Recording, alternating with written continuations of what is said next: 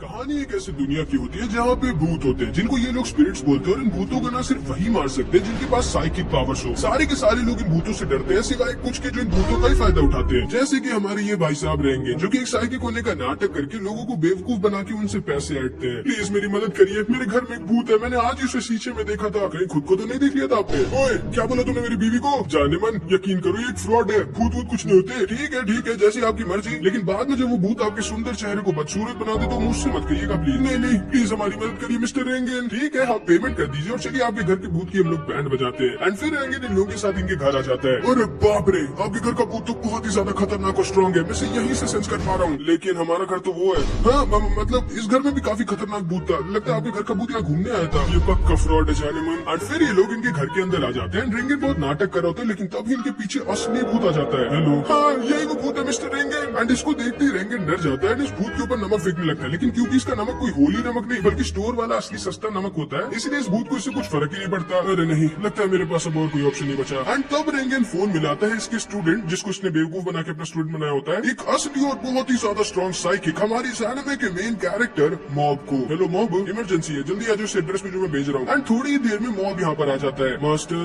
मैंने कितनी बार कहा मुझे ऐसे अचानक से मत बुलाया करिए। हाँ, ये बच्चा मुझे मारेगा।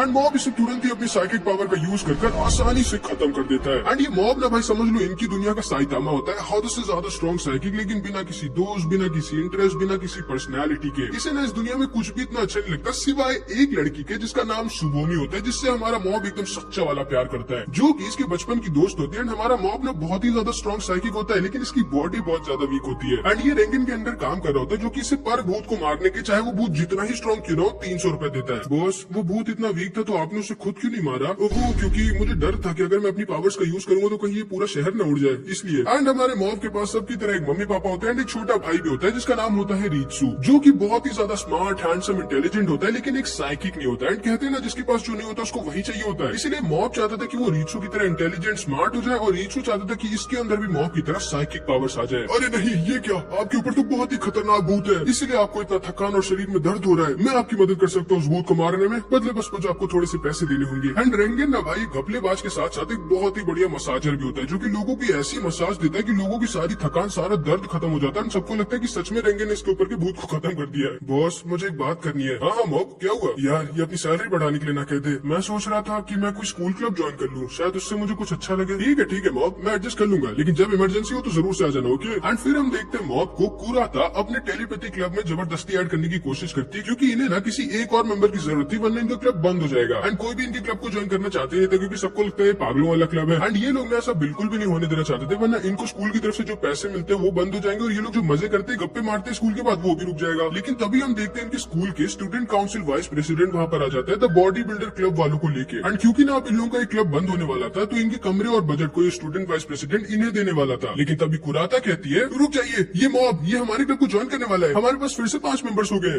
मॉब, क्या तुम सच में इनके क्लब को ज्वाइन करना चाहते हो? मुझे नहीं पता। मॉब, तुम्हें एक ऐसे क्लब को ज्वाइन करना चाहिए जो तुम्हें पसंद हो या जो तुम्हारी हेल्प करे। एंड मॉब सोचता है कि इसे क्या पसंद है, इसे तो बस सुबोमी चांद पसंद है। एंड तब मॉब को अपना पास्ट याद आता है, जब ये सुबोमी को बचपन में अपनी साइकिक पावर्स दिखाया करता था, लेकिन थोड़े दिनों में सुबोमी इसकी पावर से बोर हो गई थी। एंड सुबोमी को ना एक लड़का अच्छा लगता था जो कि बहुत ही ज्यादा स्ट्रॉन्ग और फास्ट था, इसकी तरह वीक नहीं था। एंड इसीलिए मॉब डिसाइड कर लेता है इसे क्या करना है, कुराता की क्लब को नहीं बल्कि इनके बॉडी बिल्डर क्लब को ज्वाइन कर लेता है, ताकि ये भी स्ट्रॉन्ग और फास्ट हो सके और अच्छा दिख सके, ताकि सुबोमी इसे भी पसंद करे। एंड अगले दिन से हमारा मॉब भाई बॉडी बिल्डर क्लब की सुपर हार्ड ट्रेनिंग को शुरू कर देता है सुबोमी को पटाने के लिए। एंड इसकी हालत खराब हो जाती है पहले दिन पे, एंड आधे रास्ते में ही बेहोश हो जाता है। एंड बेचारे इन चारों को भी इनके क्लब को ज्वाइन करना पड़ता है, ताकि स्कूल के बाद थोड़े मजे कर सके, रुक सके, इनसे इनका कमरा न छीना जाए। एंड तभी हम देखते हैं कुराता, जिसका सपना होता है एलियंस को ढूंढने का, ये मॉब से कहती है, मॉब तुम्हें जब इतनी दिक्कत हो रही है आखिर में, तो तुमने हमारे क्लब को क्यों नहीं ज्वाइन किया? वो मैं नहीं चाहता था कि मैं सिर्फ अपनी साइकिक पावर्स पे रिलाई करूं, मैं खुद भी स्ट्रॉन्ग बनना चाहता था। हाँ, तुम बच्चे हो क्या? साइकिक पावर्स कुछ नहीं होते, दिखाओ मुझे तुम्हारे पास साइकिक पावर्स है तो। एंड तभी मॉब इन लोगों को अपनी साइकिक पावर्स दिखाता है, जिसको देखकर ये लोग एकदम शॉक रह जाते हैं। कुराता ये बहुत ज्यादा खुश हो जाती है, क्योंकि जैसा मैंने बताया इसका सपना होता है एलियंस को ढूंढने का, तो इसीलिए इसको ये लगता है कि अब ये मॉब की मदद से एलियंस को ढूंढ पाएगी। वैसे मॉब, जब तुम्हारे पास साइकिक पावर्स है तो तुमने बॉडी बिल्डर क्लब को क्यों ज्वाइन किया? तुम्हें तो इसकी जरूरत ही नहीं है। वो मैं अच्छा दिखना चाहता हूँ इसलिए। क्यों, तुम्हें कोई लड़की पसंद है क्या? नहीं तो तुम झूठ भी नहीं बोल पाते, क्यों? एंड फिर जब मॉब घर जा रहा होता है तब रास्ते में इसे एक औरत मिलती है। क्या हुआ बच्चे, तुम इतने दुखी क्यों हो? वो मैं तुम्हें बताने की जरूरत नहीं है, मैं जानती हूँ तुम बीमार हो ना। नहीं तो अच्छा हाँ, तुम्हारे घर में कुछ दिक्कत है। नहीं तो अच्छा हाँ, बेचारे बच्चे तुम्हें बुली करते हैं ना। हाँ नहीं तो कोई लड़की तुम्हें पसंद है? आपको कैसे पता? ये लड़का तो कुछ ज्यादा ही बेवकूफ है। हमें सब पता है बच्चे, चिंता मत करो, मेरे साथ हमारे मास्टर के पास चलो, वो तुम्हारी सारी दिक्कत दूर कर देंगे। एंड फिर ये औरत मॉब को लेके लॉल ग्रुप के हेडक्वार्टर्स आ जाती है, जहाँ पे ये एक और आदमी और अपनी क्लासमेट ईची से मिलता है। एंड तभी लॉल ग्रुप का लीडर डिम्पल वहाँ पर आ जाता है, जिसको देखकर ये सारे के सारे बहुत खुश हो जाते हैं और हद से ज्यादा हंसने लगते हैं। एंड ये डिम्पल ना भाई एक फ्रॉड होता है, जिसने इन सबको हिप्नोटाइज किया होता है। एंड इसके पास भी साइकिक पावर्स होती है। एंड ये ना ढेर सारे लोगों को अपने ग्रुप में अपनी साइकिक पावर से हिप्नोटाइज करके ऐड कर रहा होता है, क्योंकि इसका सपना होता है भगवान बनने का और पूरी दुनिया ताकि इसका पूजा करे। और जिसको भी ये हिप्नोटाइज करता है ना, वो जोर जोर से हंसने लगता है। डिम्पल पहले तो इस आदमी और मॉब को अपने हिप्नोटाइज मास्क को पहना देता है, लेकिन तभी ईची बोलती है, मुझे पता है कि तुम लोग एक फ्रॉड हो और मैं तुम्हारी न्यूज को अपने स्कूल न्यूज़पेपर में छापूंगी। ओह ऐसा है क्या? तुम्हें लगता है मैं फ्रॉड हूँ? तो वो देखो। एंड तभी ये आदमी जोर जोर से हंसने लगता है एंड ये भी इसका फॉलोअर बन जाता है। अब तुम्हारी बारी। एंड तभी इस लड़की को भी ये मास्क पहना दिया जाता है और हिप्नोटाइज कर दिया जाता है एंड ये भी जोर जोर से हंसने लगती है। ईची को समझ नहीं आता कि हो क्या रहा और ये करे क्या, लेकिन तभी मॉब बोलता है, ये मास्क मेरी प्रॉब्लम सॉल्व नहीं कर सकता, मैं जा रहा हूँ यहाँ से। एंड डिम्पल को समझ नहीं आता कि इसके ऊपर इसकी साइकिक पावर्स का असर कैसे नहीं हुआ। सारे लोग पकड़ लो इसे, माफ करना बच्चे, लेकिन अब मैं तुम्हें यहाँ से जाने नहीं दे सकता। एंड तभी डिम्पल इसके ऊपर अपनी बहुत ही ज्यादा स्ट्रॉन्ग साइकिक पावर्स को यूज करता है, लेकिन मॉब के ऊपर इसका कुछ असर ही नहीं होता। एंड अब मॉब समझ जाता है कि डिम्पल ने इन सबको अपनी साइकिक पावर से हिप्नोटाइज किया हुआ है। ओह अब मैं समझा तुम क्यों नहीं हंस रहे हो, क्योंकि तुम्हारे अंदर तो कोई फीलिंग्स ही नहीं है। क्यों? और तुम्हें लगता है कि तुम्हारे जैसे लड़के को कभी कोई लड़की पसंद करेगी? जिसको सुनकर मॉब बहुत ज्यादा दुखी हो जाता है। एंड अब डिम्पल अपना असली चेहरा दिखाता है, ये भी ना असली में एक स्पिरिट होता है। एंड ये ना इन सबसे मॉब को पकड़वा देता है। एंड तभी हमें पता चलता है मॉब के अंदर ना एक इमोशन मीटर होता है, क्योंकि इसके इमोशंस कभी बाहर नहीं आते, तो इसके अंदर ही जमा होते रहते हैं, जैसे गुस्सा, दुख, खुशी, डर, गिल्ट, जेलसी। एंड जैसे जैसे इसके इमोशन इसके अंदर बढ़ते जाते हैं ना, इसका इमोशन मीटर बढ़ता जाता है और जैसे इसका इमोशन मीटर 100 हो जाता है, इसका मीटर फट जाता है। एंड मॉब की पावर्स ना भाई कुछ सेकंड्स के लिए 100 गुना से भी ज्यादा बढ़ जाती है। एंड मॉब ना भाई एक अलग ही लेवल पर स्ट्रॉन्ग हो जाता है, मतलब समझ लो कुछ सेकंड्स के लिए गॉड लेवल बन जाता है। एंड अब डिम्पल भी समझ जाता है कि मॉब एक साइकिक है, मॉब के ऊपर अपनी पूरी साइकिक पावर के साथ अटैक कर देता है। लेकिन मॉब ना भाई आसानी से बिना ट्राई किए इतने स्ट्रॉन्ग डिम्पल को एक अटैक से खत्म कर देता है, जिसकी वजह से ये सारे के सारे वापस से होश में आ जाते हैं। लेकिन तब तक मॉब वहाँ से जा चुका था। एंड अब इनके लॉल ग्रुप वालों को एक नया गॉड मिल जाता है, मॉब। लेकिन वो कहाँ गया, कैसा दिखता था, किसी को नहीं पता सिवाय ईची के। एंड क्योंकि ईची ना मॉब के लिए इतनी ग्रेटफुल होती है कि मॉब ने इसकी मदद करी, इसलिए ये डिसाइड करती है कि ये मॉब को फेमस करवाएगी। लेकिन इधर हम मॉब को देखते हैं जो कि बहुत ही ज्यादा दुखी होता है डिम्पल की बात का, जिसपे रेंगन कहता है, देखो मॉब, जरूरी नहीं है कि कोई इंसान किसी चीज में हमेशा से अच्छा हो, लेकिन ये भी जरूरी नहीं है कि वो हमेशा खराब रहे। मेहनत करो और तुम कुछ भी कर सकते हो मॉब। जिसको सुनकर मॉब बहुत ज्यादा खुश हो जाता है। एंड फिर अगले दिन हम देखते हैं मॉब के स्कूल सॉल्ट एकेडमी के कुछ गुंडे बच्चे एक दूसरे स्कूल विनेगर एकेडमी के गुंडे बच्चों को पीट देते हैं, जिसपे विनेगर एकेडमी के बच्चे टेरू को बुला लेते हैं, जो कि अकेले इतने सारे गुंडे बच्चों को आसानी से हरा देता है, क्योंकि इसके पास भी ना मॉब की तरह बहुत ही स्ट्रॉन्ग साइकिक पावर्स होती है, जिसका टेरू सिर्फ और सिर्फ अपने फायदे के लिए यूज किया करता था। एंड फिर इधर हम देखते हैं मॉब जब उठता है तो इसके सामने घोस्ट स्पिरिट होता है, जिसको मॉब पीटने लगता है, जो कि कोई और नहीं बल्कि डिम्पल ही होता है, जिसको मॉब ने हराया था। प्लीज मुझे मत मारो, अब मैं अच्छा हो गया हूँ। मैं पहले गॉड बनना चाहता था, लेकिन अब मैं बस तुम्हारे साथ रहना चाहता हूँ। चलो हम लोग साथ में इस दुनिया पे कब्जा करते हैं। हाँ मैं मजाक कर रहा था, मैं बस तुम्हारा पार्टनर बनना चाहता हूँ। एंड मॉब क्योंकि बहुत सीधा होता है, इसकी बात को मान जाता है। एंड असल में ना इसका प्लान होता है मॉब की बॉडी पे किसी तरह कब्जा करने का। भाई यार चल के खाना खा लीजिए। एंड फिर ना डिम्पल मॉब के साथ हर वक्त रहने लगता है, मॉब की कुछ कमजोरी को पता करने के लिए। एंड इसे बस इतना पता चलता है कि मॉब भले हद से ज्यादा स्ट्रॉन्ग साइकिक होता है, लेकिन ये ना एक नॉर्मल स्टूडेंट से भी खराब होता है। पढ़ाई में, स्पोर्ट्स में, किसी चीज में अच्छा नहीं होता। और तो और ये बिल्कुल भी अपने इमोशंस को एक्सप्रेस नहीं कर पाता। एंड फिर ना डिम्पल रेंगन से भी मिलता है, समझ जाता है कि ये ना एक फ्रॉड है, जिसके पास जरा सी भी साइकिक पावर्स नहीं है, जो कि फुल मॉब का यूज कर रहा है। आखिर मॉब इसका स्टूडेंट कैसे बन गया? एंड फिर इधर हम देखते हैं रीचू और ईची साथ में बैठे होते हैं। रीचू ईची को बताता है कि उसके अंदर मॉब की तरह साइकिक पावर्स नहीं है। एंड ईची से बताती है कि एक लॉल ग्रुप नाम का ग्रुप है जो कि मॉब की पूजा कर रहे हैं और उसे ढूंढ रहे हैं, क्योंकि उसने इन्हें बचाया था। एंड फिर इधर हम मॉब के भाई रीचू को देखते हैं। ये ना भले दिखाता नहीं था, लेकिन ये ना हद से ज्यादा चाहता था कि ये भी मॉब की तरह साइकिक पावर्स का यूज कर सके। इसे बिल्कुल भी नहीं पसंद था पॉपुलर या इंटेलिजेंट होना, ये बस कुछ ना कुछ करके साइकिक पावर्स का यूज करना चाहता था। एंड फिर इधर हम देखते हैं सॉल्ट ग्रुप के गुंडे बॉडी बिल्डर ग्रुप वालों के पास जाते हैं इनकी मदद के लिए, ताकि ये लोग पेपर ग्रुप और टेरू की बैंड बजा सके। लेकिन ये लोग इन्हें ये कह के मना कर देते हैं कि ये लोग अपनी बॉडी को लोगों को प्रोटेक्ट करने के लिए बनाते हैं, किसी को मारने के लिए नहीं। एंड ये लोग ना भाई होते भी बहुत स्ट्रॉन्ग है, तो इसलिए ना ये लड़का जो अपना दिमाग लगाता है और मॉब को सीक्रेट लव लेटर देके बेवकूफ बना के पेपर एकेडमी के गुंडे बच्चों से किडनैप करवा देता है। एंड मॉब बेचारा चुपचाप किडनैप हो भी जाता है, क्योंकि इसका ना एक रूल होता है, ये कभी भी अपनी पावर्स को किसी इंसान के ऊपर यूज नहीं करता और उन्हें हर्ट करने के लिए तो बिल्कुल भी नहीं। एंड अब तो भाई ऑब्वियसली अपने ग्रुप मेंबर को बचाने के लिए बॉडी बिल्डर ग्रुप वाले पेपर एकेडमी पहुंच जाते हैं और सबकी बैंड बजाने लगते हैं। एंड मॉब को लेकर वहां से जाने लगते हैं, लेकिन तभी भाई टेरू वहाँ पर आ जाता है। तुम गोरिल्ला जैसे इंसानों की हिम्मत कैसे हुई मेरे स्कूल में आके मेरे चेलों को मारने की? यही है टेरू, इन सब का बॉस, छोड़ना मत इस लड़के को। एंड तभी जो इसके ऊपर अटैक कर देता है, लेकिन तभी ना भाई टेरू अपनी साइकिक पावर्स का यूज कर इन सब पर अटैक कर देता है एंड इन सबको बहुत ज्यादा इंजर्ड कर देता है। सारे के सारे लोग बेहोश हो जाते हैं सिवाय मॉब के। एंड तब मॉब टेरू से कहता है, आखिर तुम अपनी साइकिक पावर्स को लोगों के ऊपर क्यों यूज कर रहे हो? तुम्हें पता नहीं है तुम्हें ऐसा नहीं करना चाहिए? एंड मॉब की साइकिक पावर्स को देख किसकी फट जाती है भाई, क्योंकि ये पहली बार अपने अलावा किसी साइकिक पावर वाले को देखता है एंड इसे लगता है कि इस दुनिया में अकेला ही है। एंड तभी डिम्पल बोलता है, एक और साइकिक बच्चा, लेकिन ऑफ कोर्स ये तुम्हारे सामने कुछ भी नहीं होगा मॉब। अच्छा, वो तो अभी पता चल जाएगा। एंड मॉब का इमोशन मीटर ना अभी 45% पहुंच गया होता है एंड टेरू मॉब के ऊपर बहुत ही ज्यादा स्ट्रॉन्ग अटैक करने लगता है, लेकिन मॉब आसानी से इसके सारे अटैक्स को रोकने लगता है। क्या कर रहे हो तुम? यूज करो अपनी साइकिक पावर्स को और लड़ो मुझसे। ओए बदमाश लड़के, क्योंकि मॉब तो तुमसे लड़ने नहीं वाला, इसलिए क्यों ना मैं ही तुम्हें थोड़ा सबक सिखा दूं। लेकिन तभी टेरू इसे एक ही बार में खत्म कर देता है, जिसको देखकर मॉब अब थोड़ा और ज्यादा दुखी हो जाता है, क्योंकि ऑब्वियसली डिम्पल इसके साथ इतने दिनों से रह रहा था। क्या हुआ, तुम गुस्सा हो क्योंकि मैंने तुम्हारे पेट को मार दिया? वो मेरा पेट नहीं था और वो भले एक इंसान भी नहीं था, लेकिन वो तुमसे अच्छा था। एंड अब टेरू भाई और ज्यादा गुस्सा आ जाता है, मॉब के ऊपर और ज्यादा पावर के साथ अटैक करने लगता है। आखिर क्यों? तुम अपनी पावर को यूज क्यों नहीं कर रहे हो? तुम और तुम्हारी पावर मेरे सामने कुछ भी नहीं है, समझे ना? अपनी यूज करो पावर और लड़ो मुझसे। लेकिन मॉब बस अपने आप को अपनी पावर्स का यूज कर सिर्फ डिफेंड कर रहा होता है। एंड इसे ना बस अपने बॉस रेंगन की एक बात याद आ रही होती, जो कि रेंगन इससे कही थी, मॉब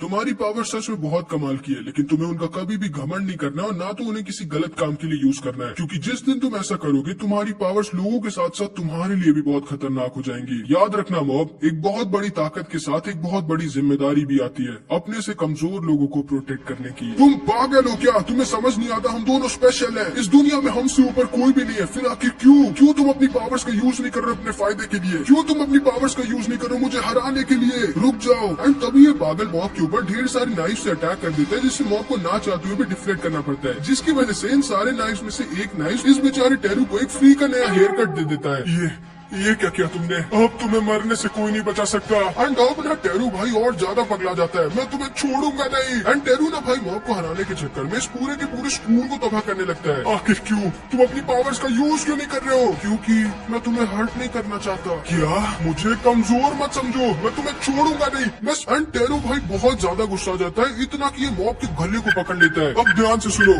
अगर तुमने अपनी पावर का यूज नहीं करा तो मैं तुम्हें मार डालूंगा, समझे ना? एंड मॉब का मीटर भाई बढ़ता ही जा रहा होता है, लेकिन अभी भी मॉब अपनी साइकिक पावर्स का यूज नहीं कर रहा होता। प्लीज लड़ो मुझसे। लेकिन मॉब ये अपनी साइकिक पावर्स का यूज नहीं करता एंड वहीं पर बेहोश हो जाता है। एंड टेरू ये ना बस वहाँ से दुखी दुखी जाने लगता है एंड मॉब यहीं पर बेहोश पड़ा होता है, लेकिन तभी इसे अपने पास्ट की झलक दिख जाती है, जब एक बार मॉब और इसके भाई रीचू को कुछ लड़के परेशान कर रहे थे। एंड तभी रीचू को बचाने के लिए मॉब का इमोशन मीटर फट गया था एंड इसने पहली बार अपनी पावर्स को लोगों के ऊपर यूज किया था। एंड इसने ना उन तीनों बदमाशों को बहुत ज्यादा इंजर्ड कर दिया था, लेकिन साथ ही साथ इसने अपने भाई को भी बहुत इंजर्ड कर दिया था, क्योंकि ये ना अपनी पावर्स को कंट्रोल नहीं कर पाता। एंड उसी दिन की तरह जैसे ही मॉब बेहोश होता है, इसे अपने पास की मेमोरी याद आती है, मॉब का इमोशन मीटर फिर से 100 के फट जाता है। मॉब की पावर कई गुना ज्यादा बढ़ जाती है। मॉब भाई बेहोश होने के बावजूद खड़ा हो जाता है। तो फाइनली तुम अपनी पावर्स को यूज करने के लिए तैयार हो गए? हाँ, आ जाओ। लेकिन भाई अब टेरू की साइकिक पावर्स मॉब के सामने कुछ थी ही नहीं। टेरू की फट जाती है भाई मॉब की इतनी ज्यादा साइकिक पावर्स को देख के। एंड मॉब ना भाई टेरू के साथ साथ इस पूरे के पूरे स्कूल को बादलों के ऊपर भेज देता है अपनी साइकिक पावर से। एंड अब जाके टेरू समझ जाते हैं कि सच में शायद ये इतना भी स्पेशल नहीं है। मॉब भाई सच में एक अलग ही लेवल पर है। एंड मॉब जब ये होश में आता है तो ये बहुत ज्यादा दुखी हो जाता है कि इसने अपने प्रॉमिस को तोड़ दिया और एक इंसान के ऊपर अपनी पावर्स का यूज किया। लेकिन फिर ये किसी तरह टेरू को वापस अपनी पावर से नीचे बुला लेते हैं और पूरे के पूरे स्कूल को वापस अपनी साइकिक पावर से जोड़कर बना देता है। एंड अब जाके ये सारे के सारे गुंडे बच्चे भी होश में आ जाते हैं। देख कर ये डर के भाग जाते हैं कि किसी ने टेरू को इतना गंदा हरा दिया। एंड तभी मॉब टेरू से बोलता है, मुझे माफ करना टेरू। कोई बात नहीं मॉब, शायद मुझे इसकी जरूरत थी, मैं कुछ ज्यादा ही घमंडी हो गया था। एंड तभी ये बॉडी बिल्डर वाले भी होश में आ जाते हैं। मॉब को लेके वहाँ से चले जाते हैं। मॉब वापस से घर आ जाता है एंड अपने भाई से कहता है, रीचू उस दिन के लिए मुझे माफ करना। कोई बात नहीं भैया, भूल जाइए उसके बारे में। एंड ये कह के रीचू वहाँ से चला जाता है। एंड रीचू भले ये दिखाता नहीं है, लेकिन उस इंसिडेंट का इसके ऊपर एक बहुत बड़ा असर पड़ा था। एंड रीचू ना इसीलिए आज तक अपनी साइकिक पावर्स को यूज करने की कोशिश करता है, लेकिन कर नहीं पाता। सारे के सारे आसपास के स्कूल में खबर फैल जाती है कि सॉल्ट अकेडमी स्कूल का कोई बच्चा है जिसने टेरू को हरा दिया और जो कि बहुत ही ज्यादा स्ट्रॉन्ग है। इसलिए सारे के सारे आसपास के स्कूल के गुंडे बच्चे मॉब को ढूंढने लगते हैं उसे लड़ने के लिए। एंड मॉब को ना ये लोग एक नया नाम भी देते हैं, व्हाइट टी पॉइजन। एंड फिर इधर हम मॉब को देखते हैं जो कि अचानक से जो से टकरा जाता है। ओए देख के चलो, ओ सॉरी। एंड रीचू ये भी ये देख लेता है कि इसके भाई को इसके स्कूल के गुंडे परेशान कर रहे हैं। एंड रीचू भी ना स्टूडेंट काउंसिल का हिस्सा होता है, तो स्टूडेंट काउंसिल और प्रेसिडेंट से कहते हैं कि इनको इनके स्कूल के गुंडों को कुछ करना चाहिए। जिसको कींजी जो कि स्टूडेंट काउंसिल का प्रेसिडेंट होता है ये ध्यान से सुनता है एंड कहता है ठीक है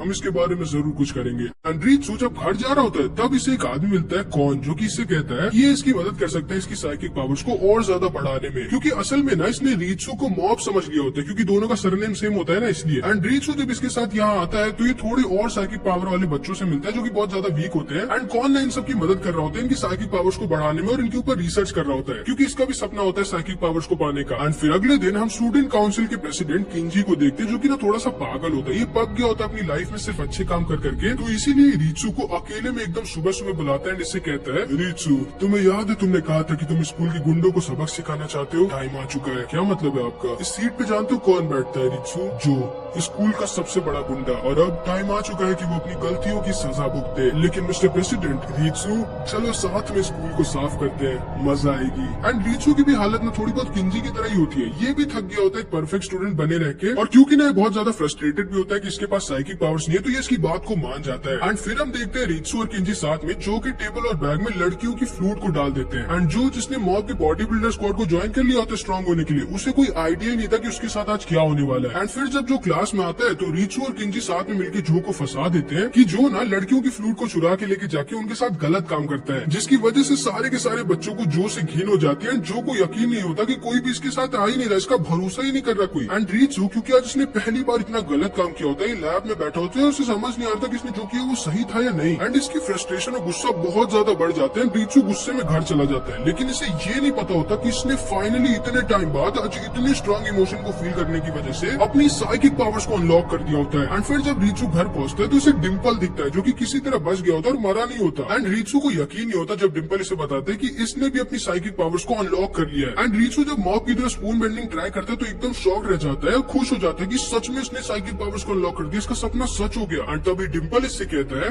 रीचू मेरे साथ टीम अप कर लो और मैं तुम्हारी मदद कर सकता हूँ तुम्हें तुम्हारे भाई से भी ज्यादा स्ट्रॉन्ग होने में। जिसको सुन के रीचू पता नहीं क्यों और ज्यादा खुश हो जाता है और डिम्पल को अपने अंदर आने देता है। एंड अब ना भाई अपनी साइकिक पावर्स को और अच्छे से महसूस और यूज कर पा रहा होता है। एंड फिर हम देखते हैं रीचू और किंजी साथ में जो की तरह सारे के सारे गुंडे बच्चों को झूठे इल्जाम में फंसाने लगते हैं, उनकी बेइज्जती करने लगते हैं। एंड इस तरह ना ये लोग इनके स्कूल के हीरोज बन जाते हैं। थोड़े दिनों में रीचू को भी किंजी की तरह मजा आने लगती है। एंड दिन पर दिन इसकी साइकिक पावर्स और ज्यादा बढ़ने लगती है। एंड ये ना भाई अब धीरे धीरे ईविल होने लग गया होता है। क्या चाहिए तुम लोगों को?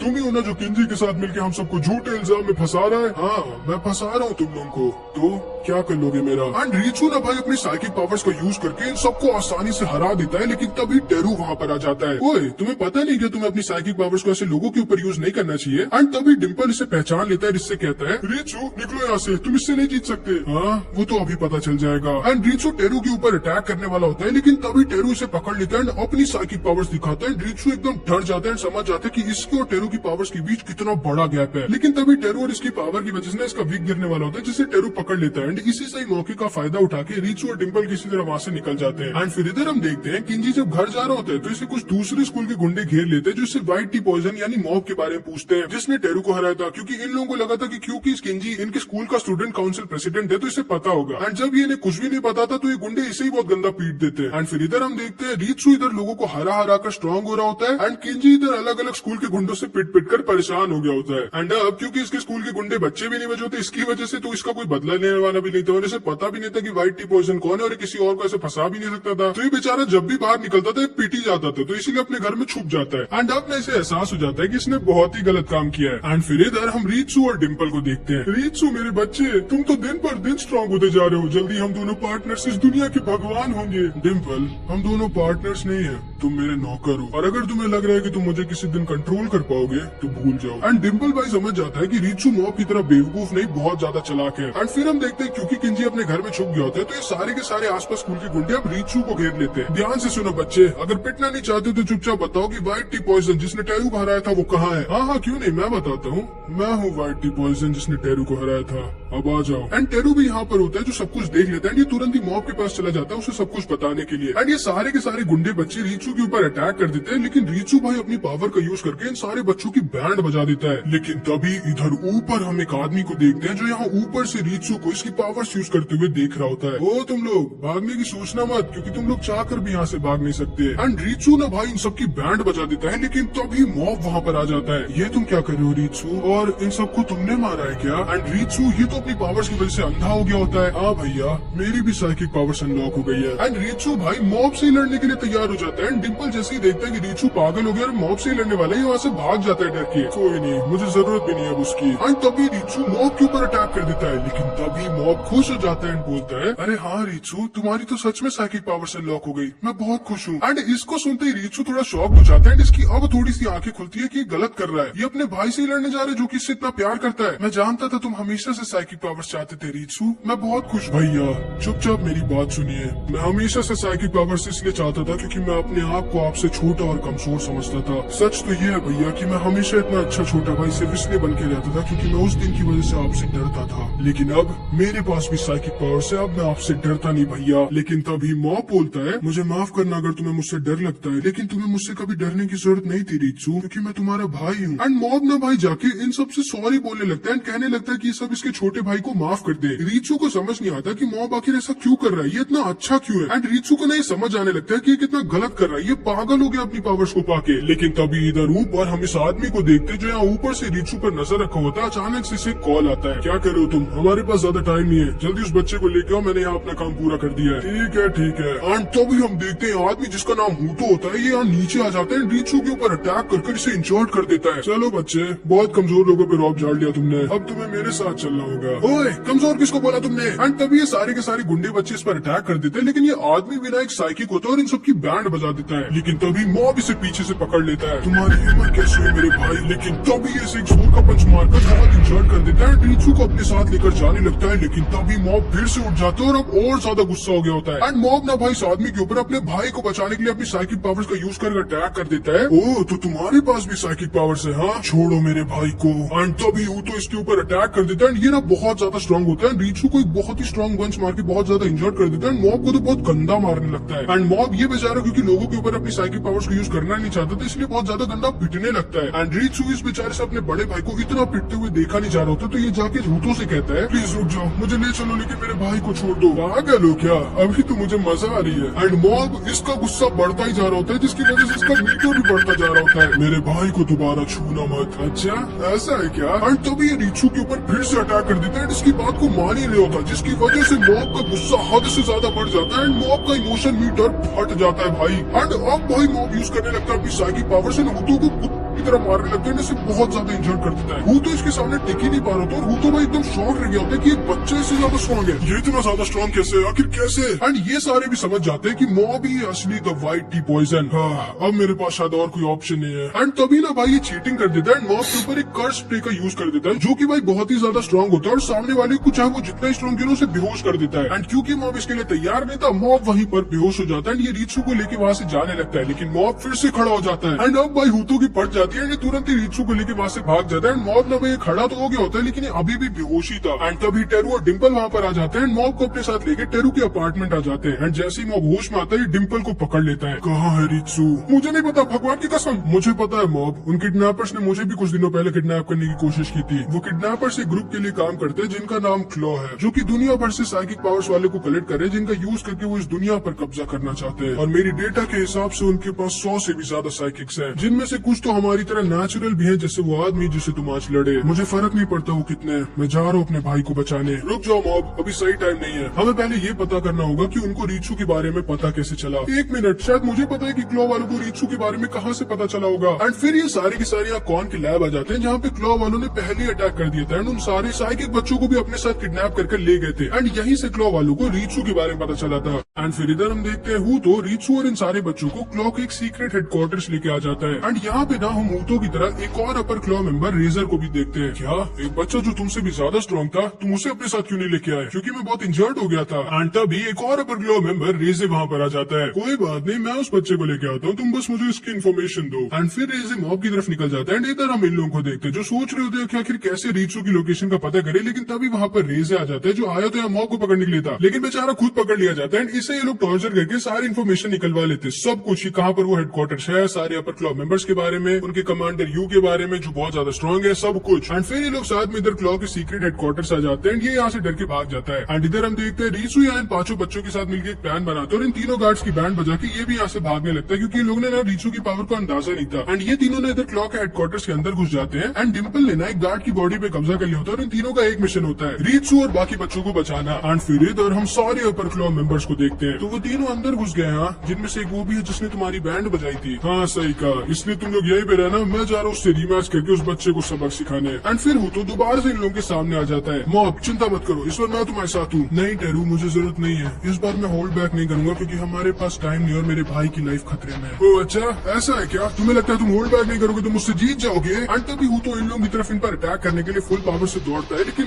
इस बार भाई मॉब सच में होल्ड बैक नहीं करता। ये सच में हूतो की आसानी से बैंड बजा देता है। एंड बैंड से मेरा मतलब है लेजेंड बैंड। एंड अब ये सारे के सारे समझ जाते हैं कि ये लोग इन तीनों को हल्के में नहीं ले सकते। ये तीनों अलग अलग बढ़कर रीचू और बाकियों को ढूंढने लगते हैं और इन तीनों के सामने क्लॉ मेंबर्स आने लगते हैं, लेकिन ये लोग सबको हराते हुए आगे बढ़ रहे होते हैं। लेकिन तभी रेजर और एक और क्लॉ मेंबर साथ में मिलकर टेरू को पकड़ लेते हैं। एंड ये वाला क्लॉ मेंबर मार्क्सवा के डिम्पल को पकड़ लेता है, जो कि अपनी साइकिक पावर से घोस्ट को कंट्रोल कर सकता था। एंड ये ना डिम्पल को अपनी घोस्ट जार बंद कर देता है, जिसके अंदर ढेर सारे घोस्ट होते हैं। एंड तभी इधर हम पांचों को देखते हैं जो कि बाहर निकलने का रास्ता ढूंढ रहे होते हैं, लेकिन तभी इनके सामने एक लड़का आ जाता है जिसका नाम होता है मैक्स। तभी रीचू इन चारों से कहता है, तुम चारों यहाँ से जाओ, मैं इसे संभालता हूँ। हाँ हाँ क्यों नहीं, आ जाओ, तुम्हारा यूज करके मैं तुम्हारे भाई को पकड़ूंगा। एंड फिर इधर हम देखते हैं मॉब सबको हराते हराते आगे बढ़ होता है, लेकिन तभी अचानक से इसको अपने सामने रीचू दिखता है जो कि बेहोश पड़ा होता है, जिसको किसी और ने नहीं मैक्स ने इतना इंजर्ड किया होता है। जिसकी हालत को देख के मॉब बहुत ज्यादा गुस्सा आ जाता है, जिसका मीटर बढ़ता जा रहा होता है। तभी इसके पास सौर आ जाता है एंड इसकी साइकिक पावर्स होती है कि लोगों की साइकिक पावर्स को अब्सॉर्ब कर सकता है। लेकिन जब तक भाई सौर या मॉब के पास पहुंचता है इसकी साइकिक पावर्स को अब्सॉर्ब करने के लिए, मॉब का मीटर फट चुका था। एंड भाई इसकी इतनी ज्यादा खतरनाक और ज्यादा साइकिक पावर्स को अब्सॉर्ब करने की वजह से खुद ही पागल होकर वहीं पर बेहोश हो जाता है। लेकिन साथ ही साथ मॉब भी वहीं पर अपने मीटर फटने की वजह से बेहोश हो जाता है। एंड ये लड़का मैक्स दोबारा से इन लोगों के सामने आ जाता है, जो कि रीचू और मॉब दोनों की पावर से काफी इंप्रेस हो गया होता है। एंड तभी इधर हम देखते हैं मॉब के फोन को ट्रैक करते करते रेंगन भी यहाँ पर पहुंच जाता है। एंड इधर हम देखते हैं जब मॉब होश में आता है तो रीचू, मॉब और टेरू सब साथ में एक ही कमरे में होते हैं। और रीचू को ठीक देख के मॉब बहुत ज्यादा खुश हो जाता है। एंड रीचू को यकीन नहीं होता कि मॉब कितना अच्छा है भाई। वो रीचू से जरा सा भी गुस्सा दुखी नहीं है उन सबके लिए जो कि रीचू ने इससे कहा था। एंड पता नहीं कैसे ये तीनों यहाँ जिस कमरे में होते हैं ना, इसके अंदर ये लोग अपनी साइकिक पावर्स को यूज नहीं कर पा रहे होते, इसीलिए ये लोग यहाँ से बाहर भी नहीं निकल सकते थे। लेकिन तभी इधर हम रेंगन को देखते हैं जो बस चुपचाप बिना डरे फुल कॉन्फिडेंस के साथ इनके सीक्रेट बेस के अंदर घुसने लगता है। रुक जाओ, तुम कौन हो और यहाँ क्यों आए हो? पहले तो थोड़ा रिलैक्स करो दोस्त, और दूसरा मैं यहाँ मेरे सबॉर्डिनेट से मिलने आया हूँ। एंड क्योंकि इन सबको न्यूज मिली थी कि इनके क्लॉ टीम का सुप्रीम बॉस यहाँ पर आने वाला है, एंड रेंगन कहता है कि वो यहाँ पे अपने सबॉर्डिनेट से मिलने आया है, तो इन सबको लगता है कि रेंगन इन सबका सुप्रीम बॉस है जो यहाँ कमांडर रू से मिलने आया है। एंड इन सबके पास भी जैसे ये न्यूज पहुंचती है कि सुप्रीम बॉस यहाँ पर आ गए, सारे के सारे एकदम डर जाते हैं। एंड फिर इधर हम देखते हैं ये सारे के सारे बेवकूफ रेंगन को अपना सुप्रीम बॉस समझ के मॉब के पास लेके आ जाते हैं। अरे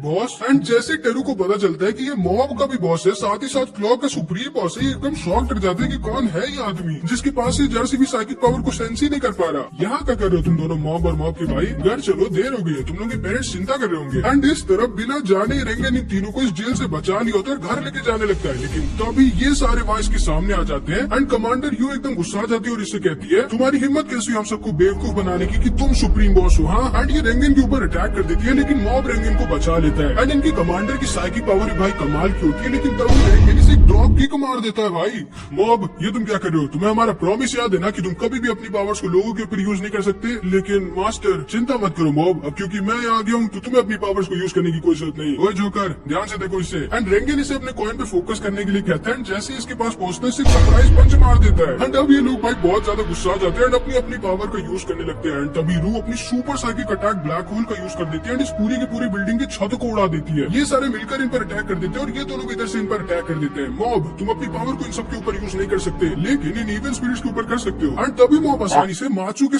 सारे स्ट्रॉन्गेस्ट इविल स्पिरिट्स को एक बार में खत्म कर देता है। मॉब, अपनी पावर को इन सब के ऊपर भी यूज करो, मैं और रीचू अकेले इन सबको नहीं हरा सकते। नहीं मॉब, तुम अपनी पावर को लोगों के ऊपर यूज नहीं कर सकते, हमें यहाँ से निकलना होगा कुछ भी करके। भैया प्लीज जल्दी, हमारे पास ज्यादा टाइम नहीं है। नहीं मॉब, हमें यहाँ से भागना होगा। भैया जल्दी खत्म करिए इन सबको, हम लोग के पास ज्यादा टाइम नहीं है। नहीं मॉब, हमें यहाँ से भागना होगा, तुम किसी को खत्म करने की जरूरत नहीं है। एंड मॉब भाई एकदम कंफ्यूज हो जाता है, इसे समझ नहीं आता कि ये क्या करे, मास्टर की बात माने या फिर टेरू और अपने भाई को बचाने के लिए इन सबको खत्म कर दे। एंड इसका कंफ्यूजन और डर इतना ज्यादा बढ़ता जा रहा है कि इसके साथ ही साथ मीटर भी फटने वाला होता है। मॉब तुम्हें समझना होगा, तुमने अगर आज यहाँ पे किसी को भी मारा तो तुम कभी भी एक पीसफुल लाइफ नहीं जी पाओगे। भैया जल्दी, मॉब जल्दी करो, मरो तुम सब। एंड तभी मॉब का मीटर डर और कंफ्यूजन के मारे फट जाता है, लेकिन तभी रेंगन इसे जोर से पकड़ लेता है और चिल्ला के बोलता है, चिंता मत करो मॉब, मैं हूँ यहाँ। एंड इसको सुनते ही मॉब की बॉडी पता नहीं क्यों लेकिन एकदम पूरी रिलैक्स हो जाती है। इसके अंदर का सारा डर, कंफ्यूजन रेट सब कुछ खत्म हो जाता है, क्योंकि ये ना भाई अपने मास्टर पर पूरी तरह से ट्रस्ट करता था। एंड अब हम इनके पास को देखते जब मॉब पहली बार रेंगन के पोस्टर को देख के रेंगन से मिलने गया होता है। ओह, तो तुम्हारे हिसाब से तुम भी मेरी तरह एक साइकिक हो और तुम्हें भी घोस्ट दिखते हैं। हाँ? एंड रेंगन को लगता है कि ये बच्चा कोई पागल है जो अपनी दुनिया में जी रहा है। हाँ, और मुझे ये भी डर लगता है कि कभी मैं अपनी पावर्स को कंट्रोल नहीं कर पाया तो मैं खुद के लोगों को इंजर्ट कर दूंगा। मुझे लगता है कि मैं सबसे अलग और अजीब हूँ। लेकिन तभी ना रेंगन इसका दिल रखने के लिए, उसे खुश करने के लिए कहता है, नहीं देखो बच्चे, साइकिक पावर्स होना तुम्हें अजीब, अलग या स्पेशल नहीं बनाती। ठीक वैसे ही जैसे कुछ लोग स्पोर्ट्स में अच्छे होते हैं, कुछ लोग पढ़ाई में अच्छे होते हैं, कुछ लोग फेंकने में अच्छे होते हैं, लेकिन फिर भी वो सब नॉर्मली होते हैं। ठीक वैसे तुम भी नॉर्मली हो। फर्क सिर्फ इस चीज से पड़ता है कि तुम अपनी पावर्स को किस तरह से यूज करते हो, अच्छे कामों के लिए या बुरे कामों के लिए। एंड